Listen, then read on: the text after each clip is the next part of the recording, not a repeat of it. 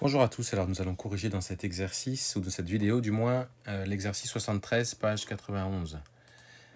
Alors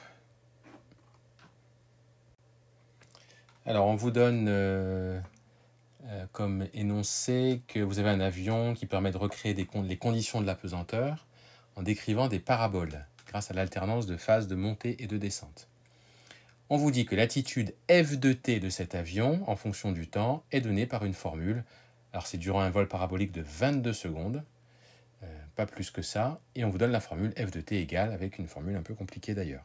Donc, je pense que pour ce type d'exercice, il n'est pas intéressant de tout faire à la main, il vaut mieux faire tout à la calculatrice, alors en tout cas une partie à la calculatrice, les calculs un peu compliqués, voilà, vous prenez la calculette pour les faire. Alors, voilà ce que ça nous donne. On a d'abord, il faut donner le calcul, déterminer par le calcul la forme canonique de f. Alors, justement, jusqu'à présent, on a vu comment déterminer la forme canonique en faisant des manipulations. On fait un calcul particulier. Mais vous avez aussi dans le cours une formule.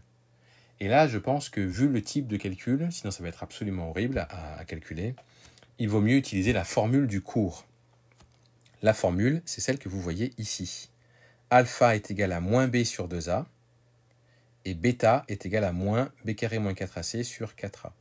Donc vous remplacez le b, le a, le c par les valeurs, et puis vous obtenez, vous faites ça à la calculatrice, et puis vous obtenez les résultats que l'on cherche. C'est-à-dire que, par exemple, pour le alpha, on va trouver 11. Pour le bêta, on va trouver 8500. Ce qui fait que f de t, ce sera égal à a, donc c'est le coefficient qui est devant le t au carré, donc c'est moins 900 sur 121. Facteur de t moins alpha, c'est-à-dire t moins 11, le tout au carré, plus bêta, c'est-à-dire 8500. Alors, petit b, lors de ce vol parabolique, au bout de combien de temps l'avion atteindra-t-il son altitude maximale? Que vaut cette altitude maximale? Bon, évidemment, on n'a pas calculé alpha et bêta pour rien, puisque vous savez que alpha et bêta correspondent aux coordonnées du sommet de la parabole.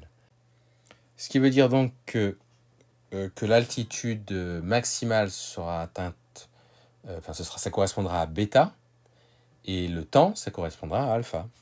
Donc c'est pour ça que l'altitude maximale, elle est de 8500 mètres, et elle est obtenue pour t égale 11, donc au bout de 11 secondes. Voilà donc pour l'exercice 73.